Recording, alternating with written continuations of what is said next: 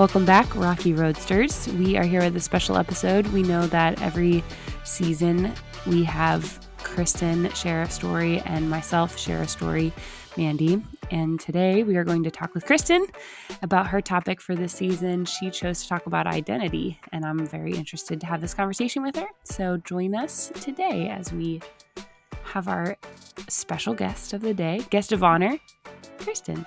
Why am I so honorable today?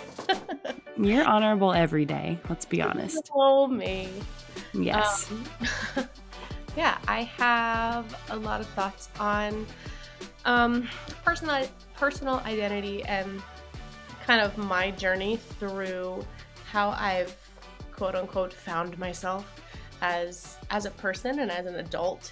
And that is a lot different than how I expected it to be as when I was growing up. And so I was thinking in preparing for this conversation today, who I would want to hear this. And I think that if any of you listeners have a teenager or a middle schooler who is struggling with who they are, what they want to be, who they identify with, what types of things they feel confident and powerful doing, I think that would be a really good person to share this episode with. I promise I will keep it appropriate.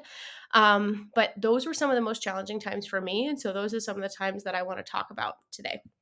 And I think everybody has challenging times in middle school and high school, but more specifically for you being adopted and having just not really a full knowledge of where you came from at that point in your life and trying to figure out who you are, knowing that you weren't biologically your parents' child. And so it came with its own challenges, I think, for you. So identity, I know for me was really tough also in middle school and high school and honestly even through my 20s, but I think it took an extra burst of courage for you to go through what you went through and to discover who you are with very little help and knowledge of where you came from. I mean, I'm still figuring it out too in some ways. And I was thinking about the things that I identify with now as a 33-year-old woman and the things that I used to identify with and the things I used to think were really important. And it's so interesting to go through kind of those ebbs and flows and to think about the fact that like right now, let's look at where I am right now. I hate saying my age, but I'm 33, y'all. I'm deeply in my 30s here. And I'm a Christian woman. I am a wife recently. I am I'm a musician. I am a music therapist. I'm a dog mom. There's all these different labels and all these different things that I find help when people ask, so who are you? Tell me about yourself. I say all those things. These are what I identify with. These are the things that I would describe as being part of my personality. And so to rewind all of that before, I've had a really wonderful family life. I had siblings, I had parents who loved to take us places and have new experiences and like make us work for things. So we appreciated the value of having certain things. And I found a lot of empowerment in those things. There was still, despite having a really positive childhood and having a really positive experience, I think, and all you adopted kids, tell me if I'm wrong, but I think everyone who has the knowledge that there's more family out there struggles to a different degree. And that's a lot of where I found just some unsteadiness when I was younger. And I think that my lack of awareness of how to communicate that and how to share with the people around me what I was going through and what I was feeling caused a lot of dissonance and caused a lot of the emotional things that I went through. Because as a 12-year-old girl, I'm not going to say exactly what I'm thinking and feeling because I'm starting puberty. I'm figuring out what I'm thinking and feeling and how to express myself. How am I going to be able to eloquently and accurately tell people around me that I'm struggling? And at this age, I still struggle with that. And I still struggle to say, hey, by the way, I'm having a little bit of trouble with this right now. I just kind of keep it in and I don't share with people. So you can imagine little prepubescent Kristin was kind of a train wreck. So when I think about the ways that I kind of explored with myself and who I was, I think about one of the first things that someone ever told me I was.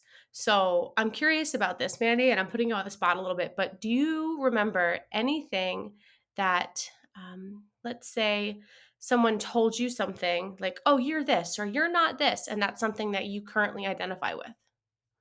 Do you remember the first time or maybe one of the first memories of that happening to you? Mm, my goodness. Can I take a rain check on it? No, I'm trying to think. I think, I mean, I can remember when I was younger. I wouldn't say the first thing that comes to mind is not somebody saying something to me. It's what people have always explained how I was. Mm, So I knew as a kid, this is like the first thing that comes to my mind. And this is why I'm very opposite of my daughter because I would go to the playground and I remember doing this. I'd go to the playground with my mom and I would want her to play with me, not to go play with the other kids. hmm, And she always struggled to get me to kind of come out of my shell to mhm, the point where my I was supposed to go to kindergarten a year early because I was um, educationally ready, I guess, intellectually mhm, ready. mhm. And my social skills actually, they told me to wait another year because not that I wasn't social with kids, but I was so shy. Aw, And I still identify with that to some degrees. And I think I've come to terms with just really putting the word of an introvert to it.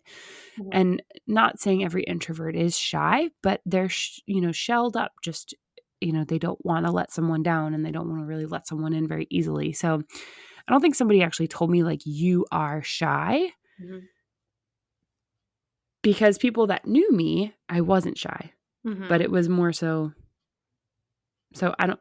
I don't like vividly remember someone telling me that, but that's kind of what I'm thinking. Like the first thing that came to my mind since you put me on the spot here Yeah, and well, that's that, an that I interesting. still identify with that. Thank you for answering a question on the spot. You're welcome. Our guest. Meanwhile, my daughter is the first one to make a friend within less than 30 seconds of jumping out of the car in the playground, and she's already got a friend following her. So There you go. very different, very opposite. But that brings up an interesting point too, is that I was thinking of something that someone that you either overheard someone say or that they said specifically to you, but you brought up something that you were told and that you still identify with. But I wonder, this is the way my brain works, do you identify with that term because that's what you were told you used to be as a child and that's what you've grown into as an adult, or because that's what you are? And that's kind of the bigger picture of what I wonder. And I think about this every single day because there's a lot of actions that we take as humans and as adults and in our workplace and in our social lives and in our volunteer lives and in our family lives that are we the people who we want to be? Like, am I Kristen who I want Kristen to be? Or am I the person that someone else expects me to be? Or am I also being the person that I want other people to think I am? And I think depending on the Yeah, context and depending on the situation and depending on the audience, depending on your comfort level, how much you've had to eat that day, how tired you are, your patience level, all of that can change. And sure. so I think it's really interesting to think of. I really try to be the person that I want myself to be. Um, but that person can change given the context. Yeah. And I would think too, growing up, you have so many influences from everybody around you. Mhm. You don't even really know how to figure out who you are because you just really meld into your school friends Mhm. and the people that you're around. You don't have a whole lot of independence, so you don't have a chance to go out and explore the world. You can't make your own decisions. So there's a point where the world around you, the environment that you're growing up in makes you a lot of who you are. Mhm. The whole nature versus nurture idea. Um, and so I think even identity itself, while it's difficult to figure out who we are as middle schoolers and high schoolers, even into our 20s, I think I discovered more of my identity in my 20s and currently now who I am as opposed to middle school and high school. I think that I was trying to blend in. I was trying to dress like my friends and act like my friends, and that's just my experience in it. But I wasn't adopted, so I just came home to a house that there was expectations there. I knew my family. I knew where I came from. I knew the expectations of my family, and So I don't know. I think I didn't really discover my identity until I went out into the world. Hmm. I think, and that's something I want to talk about later too, is that the necessity of exploring kind of the world in a greater picture. But um, to go back to that, the worst time in some people's life, which is adolescence. I It's interesting that you say that you were trying to blend in, because I, any given day of the week, I looked so different because I was just like, sure, this is what I feel like today. And I would wear those like popped collar, Aeropostale, really thick striped polo shirts with the jean skirt one day, and then I'd have myself a baggy pair of pants and a hoodie the next day. And then I would have like I would just really experiment with my fashion or lack thereof. Hmm. I still think that I started the leggings trend because I started wearing my cutoff dance tights in middle school underneath my skirts.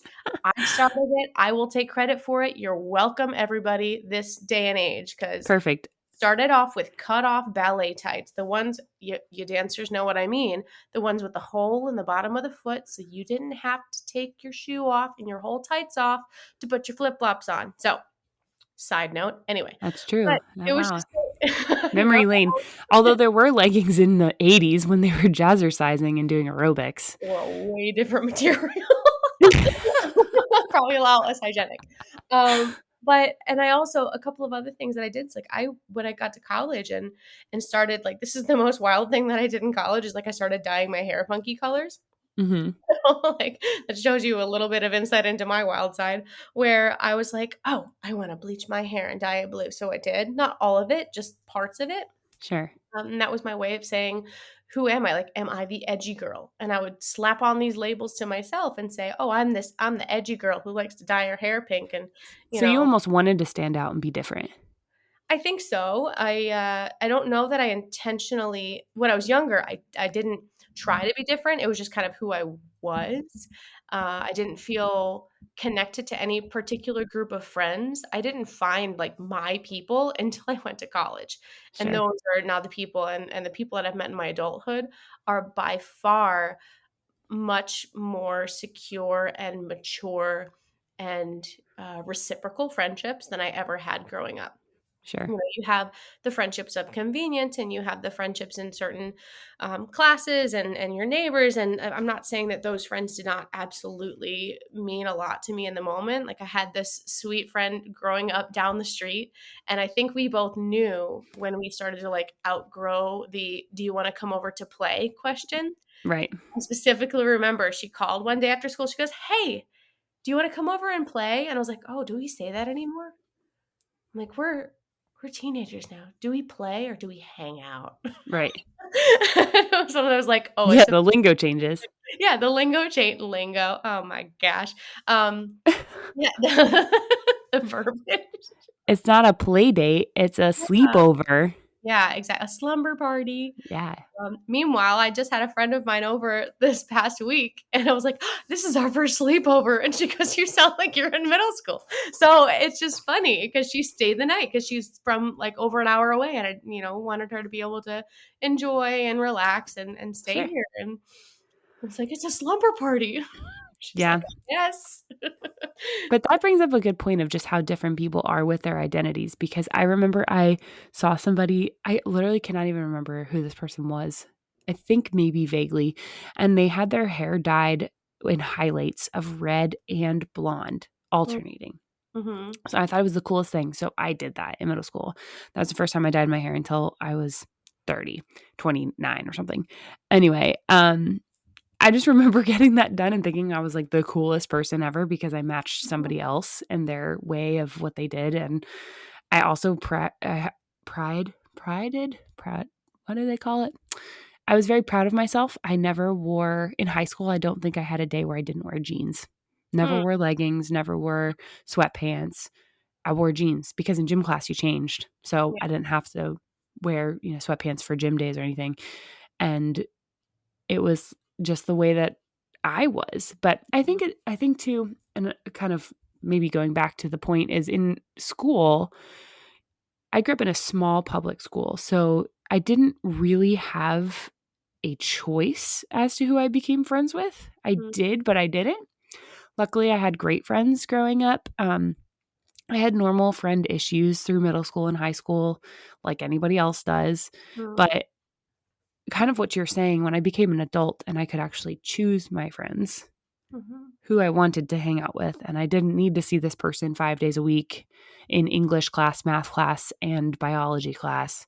Um, I wanted to hang out with this person, and it Mm-hmm. just became more of a special connection and helping to find out who I was based on the friends that I chose. And yeah, I mean, I think environment plays a huge factor in it, but But only if you let it too. true. Yeah. And I So, was very swayed mm, both, one way or another. I kind of just went with the crowd, and I didn't want to be defiant and different, even though sometimes I was. Um, I very much connected to friends and wanted to have friends and be known and, all of that too. mm-hmm.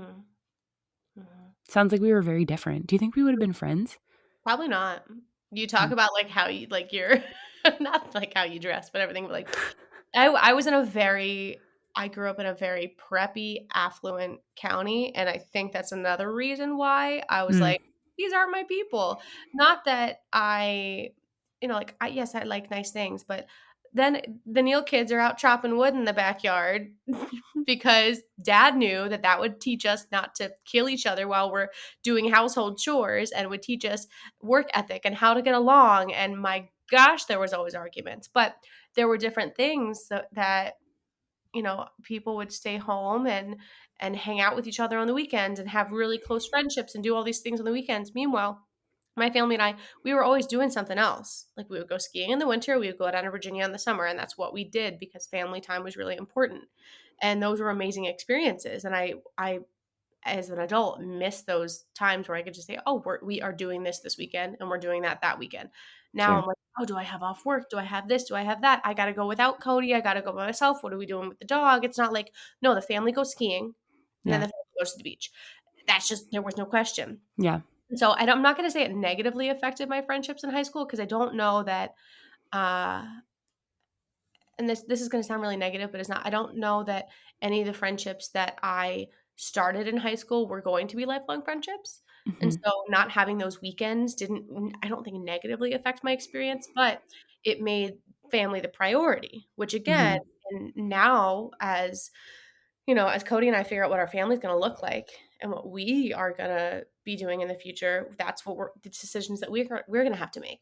Say Sure. family's going to be our focus for sure. And just being able to say we identify with these priorities Hmm. too. So I'm curious for you, so you really didn't want to fit in, quote, air quotes. You Mm, just kind of wanted to be your own person. I don't know that I didn't want to fit in. I just knew I didn't. Okay. And it was kind of one of those and this makes sense to me now. I was thinking about this today. Um, Senior year of high school, we got not like a ton of freedom, but certain kids they knew they didn't need to worry about, myself being one of them, because I never got in trouble. I wasn't really going to do much, but I would get my lunch.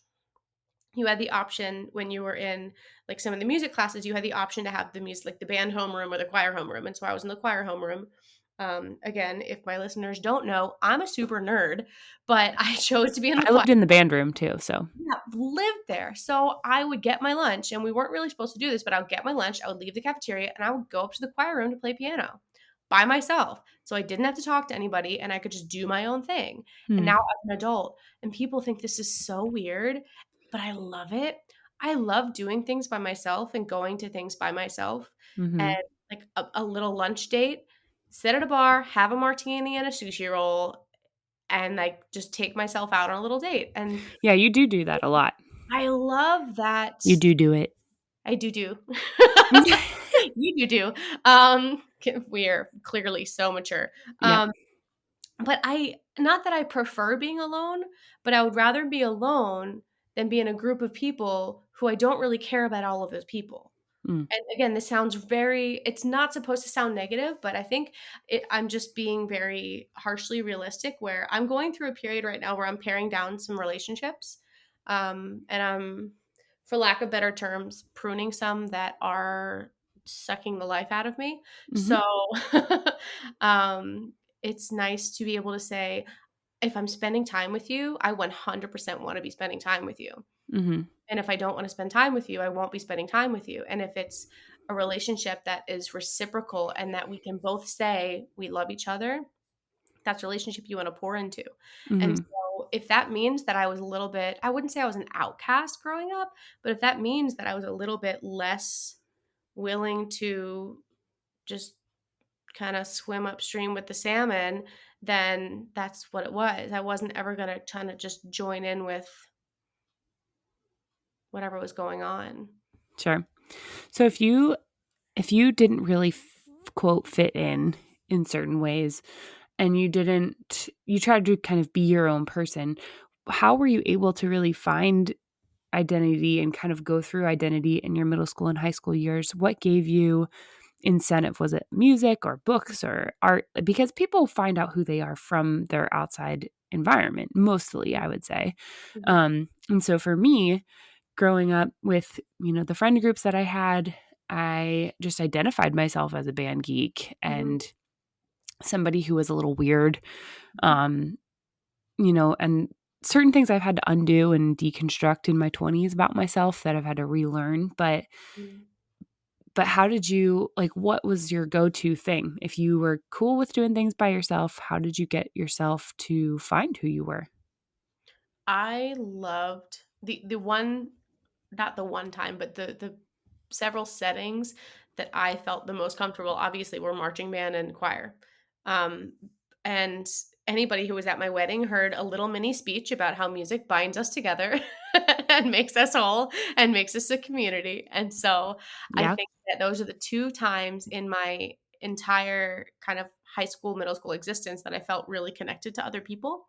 And that was one of the first kind of identity points that I had, was when I specifically remember sitting in piano lab in 6th or 7th grade, singing along to something and someone saying, "Oh, you have a lovely voice." Until that moment, I was like, "Oh, I like singing, but that's about it. I don't know if I'm good or bad or whatever, but I'm going to sing because I like doing it." Sure. And someone said, "That's a really lovely voice. I hope you're in choir." And I go, "I am." And she goes, "Great." And it was the music teacher at that point. Um, And, like, I remember that was one of the moments where I was like, "Oh, do I? Like, am I good at something that I enjoy doing?" Yeah. And that, I mean, luckily whoops, oh well, because it's the thing that now brings me the most life, is making music with other people, and it's the thing that really got me through, um, my school experience in general. And it's funny that, like, we both identify as kind of band nerds and, all those negative things that people like to say about like being geeky, but being in marching band is so much fun. I And agree.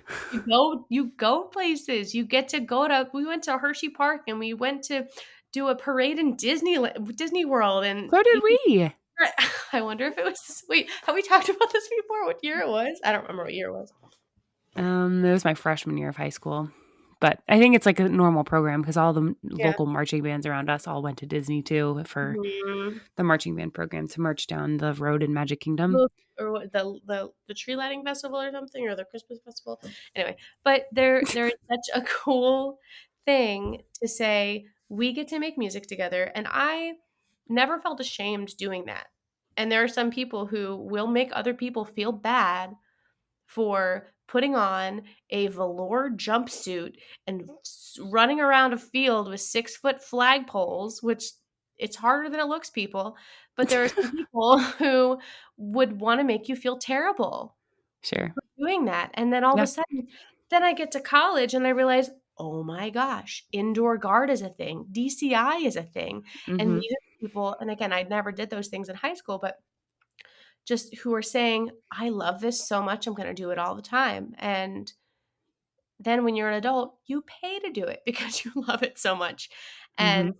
that's when I really found, in college, when I really found all of those other people who wanted to make music their career and who wanted to make their life that much richer because of the things they loved and not because of the things that other people thought were trendy or in or cool or whatever other word you want to use for it.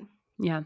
Doesn't matter what other people think about what you're doing. If you enjoy it, as long as it's not hurting anybody or causing any sort of harm or melee or chaos, what you're doing, if it makes you happy, is worth every moment of you doing it. And Hmm. if anyone makes you feel bad about that, nasty words. Yeah, I would agree. And yeah, I mean, I think I can, I would say like I don't want to label myself in how I was when I was growing up because I think it's unfair looking at it now, but I definitely was very judgmental towards people who were different. And I thought that there was something weird about them because I just kind of went with the crew, like went with what other people thought. And, you know, tried to make things work. But some of these people have become very successful and awesome adults, and they just continue to do what they like to do. And I remember going to class with somebody who loved to hacky sack. Do you remember this? I was not coordinated enough to do any of those Me things. either. And they were so good. And it was just like, hey, whatever works. I remember there was a group of kids in some of my honors classes that had this season of Rubik's Cubes and they would try to solve them all. And to the point where they like, I don't know a better way to say like greased up the inside of the Rubik's Cube to make it go faster. Like, and I was just like, wow, you're so weird kind of thing. And, but that's cool. Like, why is that a problem? There's nothing wrong with it. So, um, yeah, Unfortunately, the people that feel the most insecure about what their hobbies and what their likes and dislikes are, they're the ones who are going to make you feel bad about what you love. If someone right. doesn't have strong identity in something else, they're going to tear down the people around them until they feel like they can stand on top of a pile of rubble and say, "Look, I'm the king of what? Sure. Nothing." Yeah. And it's really unfortunate that those are the people who a lot of people gravitate towards, actually, is the people who are quote unquote confident enough to tear other people down because of the things that they love. And they say, oh, I'm going to join together with this person because they look strong. They're speaking up against the quote unquote weirdos. Listen, Queen of Weirdos over here. Let I think everybody has a little bit of weird in them. and if they don't, they're lying. Mhm. Yes, I would agree. I think it makes us who we are. I mean, going from like a Christian standpoint, God created us all to be different. If He created us the same, we would be robots and we'd live in a utopian society, and that would be Very boring. boring. So we're created to do different things. And I think when we grew up, we had less access to it was just starting out with the tech phase of YouTube and Oh yeah. Facebook and Instagram where we could, start seeing other things or whatever. But for us, it was really just I feel like I kind of still grew up in the old world where it was like you go outside and play and figure it Mhm. out. And, you know, that it was what it was. Like I got a phone later, it was like in high school or something. So I'm not like totally out of the tech age. I got a phone when I was 15. I think I was younger because I was playing soccer. So I Um, needed rides home and stuff. you And didn't do the collect call, the 1-900 collect, and then when it says, "Do you accept this call?" They would say no because they knew it's you calling to pick them up. No? Okay, you didn't cheat the no, system? I You're didn't do not a that. criminal? Got it. I did play Snake on my little Nokia brick though that you could launch 25 feet across the room and it would still be totally fine. Durable. Now you just drop an iPhone and the screen cracks. So anyway, what was your favorite phase of figuring out who you were? This one? Ugh, I'm in the middle of it because and I'll tell you why. I'm so glad you that asked. was like kind of cheesy, but also kind of like really good answer. Yeah, I mean, it's Good that's what I'm answer, good answer, good answer. Like the Family Feud people. Thank you, thank you, thank you. Yes, yes, yes. I think I am currently in a moment where I I have a lot of the things that I dreamed about having. I have security. I I'm a full-time music therapist. I am married. I have a dog. I own a house. I'm going to be paying it for the rest of my life. But there are things that I dreamt of having that I currently have. And I have really wonderful relationships and I've let go of some relationships that are done serving me. And right now, I think I'm going to figure out what my newest adventure and what my newest label or identity, whatever I want to put on myself, is going to be, because I've got a lot of things under my belt, and I said I would keep it appropriate. So I give a lot less frogs than I did when I was a teenager. And I think that I am in a point where I am not rudely so, but unapologetically myself. And Mhm. if that fits in with other people's lives, amazing. I'm ready for it. And if it doesn't, amazing. I'm ready for it. And I hope you find someone that fits in with your life in a better way. So if you were to say something, because your favorite phase right now, you're 33, if you were to if somebody were in middle school and they were listening to this and they almost felt trapped in a way and stuck maybe, because they are in their circumstances, you if you wanted to move, you could. If you Mm, wanted to change something, you could, given your age and your season of life. And, um, if somebody's kind of in that place where they're going to school and they're not happy with where they have to go to school and where their mhm, parents have to live, mhm, and, you know, I think going into something as deep as bullying could be another kind of episode, um, but more so just as identity and trying to find out who they are. What kind of advice would you give somebody that's in middle school mhm, trying to seek some kind of validation or acceptance? mhm. I would say that start noticing the moments, and they might be tiny little glimpses, but start noticing the moments that make your eyes sparkle and have a death grip on those, because those are the moments that make you feel a little bit more alive and will possibly be your future.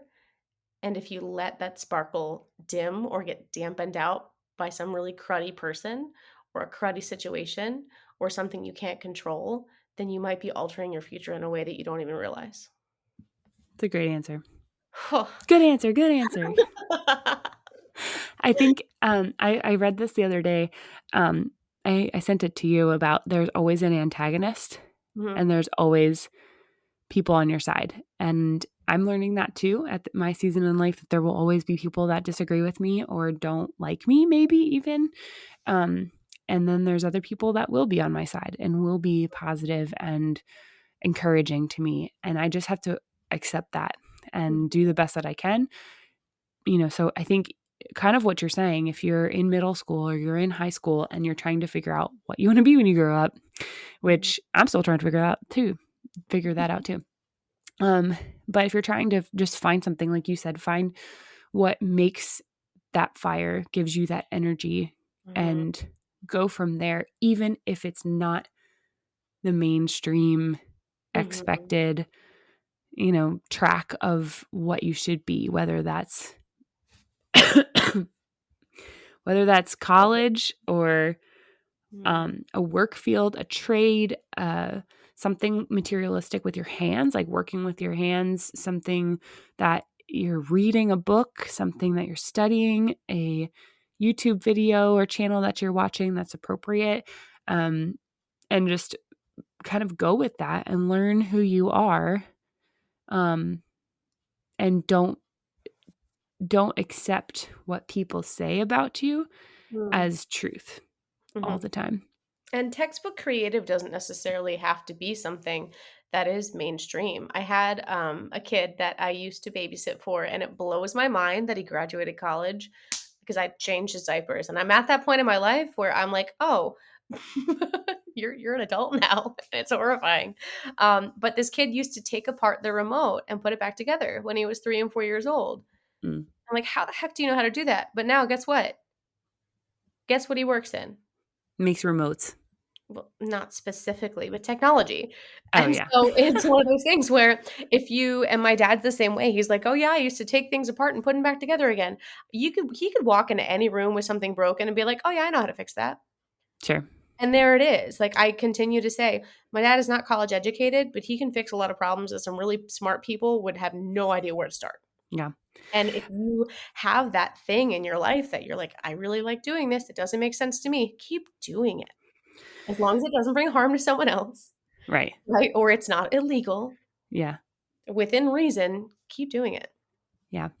I know. And another example too, my dad had a report card in one of his teachers in elementary school write that he needs more interest than cars. My dad is in his mid 60s and restores cars. Mhm. Like he still does that Mhm. from that time when the teacher said he needed more hobbies, and he's a professional at what he does. He's very good Mhm. at it. Mhm. Similar to your dad. He can fix anybody's car and rebuilds them and can find an old race car in a barn and know how to bring it back to life again. And Mhm. that comment from that teacher saying that he should have other hobbies, other hobbies, like car hobbies, other hobbies could have stifled him if it Well, was, okay, let me try something else. So I guess I got to find something else. I got to be, this, whatever. And it mm, might have taken his eyes off of race cars. But that's where I think a lot instead, of people need to realize the damage that their words can do. Where, like, absolutely. when I was younger, I was told that, like, there are so many people who are told they can't sing. I work with a group of people, I get to see them tomorrow. I work with a group of people who a lot of them were told as they were younger because they have some muscular issues that they were told that, "Oh, you can't sing." Mm, But their body was literally not allowing them to do so, and so now in their older adult life, they are not singing in a group. It's a music therapy group, people, we gotta sing together, and they refuse to sing because they were told 60 years ago that they couldn't sing. Do you know hmm how sad that is? That if someone tells you, I was told I'm not athletic as a kid, and listen, I'm not athletic right now, but at my prime, I was lifting and snatching and jerking a heck of a lot of weight, and I worked for that, and I might not have the inherent athletic gene, but I worked hard at that. And so hmm even if it's something that you are not great at, but you really, really, really love it, you don't have to be good at all your hobbies. hmm You have to learn how to kick a soccer ball before you can be in the World Cup. You have to learn how to dribble. You have to learn how to put one foot in front of the other. Have you Yeah, ever been on roller skates? It's hard. But listen, there are some really talented people out there who wanna teach you how to be a roller derby star sure. with those really, really scary nicknames and black eyes and missing teeth. Because roller derby is scary, by the way. Sure But is. you have to first lace up your skates before you can actually be in a match. Yeah. Yeah. It's true. So I think the moral of the story here is um what's the lady Maria something whatever sparks joy, the cleaning lady. Oh, Marie Kondo. Yes, thank you. If you've It's never listened to an interview with her, by the way, she speaks in her native language, but her voice is the sweetest sound. It's just so pure and lovely. So just go listen to any one of her interviews, even though you might not necessarily speak her language. There's lots of subtitles. Her sure. voice is just so pure. So, side note. But yeah. I'll definitely check it out. I think I've seen it before, but it's been a Mhm, while. But I always just come back to like what sparks joy in you, and it's okay to be different. It's not weird, it's different. mhm, And it's okay to try new things, of course, that mm, are legal and appropriate and all of the parental controls put into place there. Um, but try something. Like you said, if you grew up in a family of athletes and you want to go take piano lessons, go mhm, do it. If you grew up in a family of musicians and you want to be a star lacrosse player, go do it. Figure it out, try it, and don't be afraid. And people will say things that will affect you, and people will say things that will hurt you. mhm. And that is part of life because that doesn't change as you get older either. If not, it gets worse. Um, That's true. but Because when you're an adult, people think that you can handle more yeah, negative criticism, and it right. comes And you that's also have really the six-sided. compiled of, yeah, you also have like years of negative criticism that it Mhm, then is compiled upon when somebody's negative to you when they're older. So, um, yeah. And it's just, I think like when I worked in hospice and I talked to people that were dying, most of the regrets that people had were not financial. They mhm, weren't materialistic. A lot of them a lot of people told me things like, I wish I did piano lessons. I wish I could have taken guitar lessons. Um, I was a musician, music therapist there. So obviously they saw me with my music instruments, which is why that came up Mm, more often. But even just, I wish that I got to adventure more, or I wish that I got to go to this island, or, I wish that I would have had my family closer to me or something like that. mhm, It's not so much like, oh, I wish I had more money. Nobody's ever said that yeah. to me, because you can't take it with you. So even in middle school and high school, as hard of a concept as that is to grasp in those years, and even harder now with social media and what we have to deal with in our society these days, Mhm, um, just remaining true to yourself and who you are and what makes you happy, as cheesy as it sounds, mhm, um, can be something that can really change your life and can really impact your life later down the road. So, mhm, um, don't be afraid. mhm. If it makes you happy, it's important. Yep, And there's I would days agree. that not very many things can make you happy. So it's Yep, important that you have something that you can do by yourself that brings you that joy. absolutely. Mhm. Any other words of wisdom? Please. I'm not old enough to be wise. Uh, Sure, you are. Wisdom is healed pain, I like that. not age. Mm, well, if my glitter strands on my forehead tell you anything, apparently I've got lots of wisdom coming out of my right temple. I just I've said heard they're that. not age. I know, but the wisdom strands, they're the glitter They strands. are. They're beautiful. Had them for 5 years now, so They're like Anna's streak in Frozen. speaking of Frozen, you haven't asked me about my song yet, so I'm gonna go ahead and bring up the fact that, yes, it actually is from Frozen too. Can I guess which one it is? I'm sure you will, Show yourself. or also known as All Is Found. Is that what No, it's actually called? no, it's a reprise, so no, you're right. Show yourself. You're right. So, I was gonna freak out if it was gonna be the song that Olaf sings about how things make sense when you're older. Oh my gosh. No, but really, that scene and that song, "Show Yourself," you're right. I cry every single time. I'm not ashamed.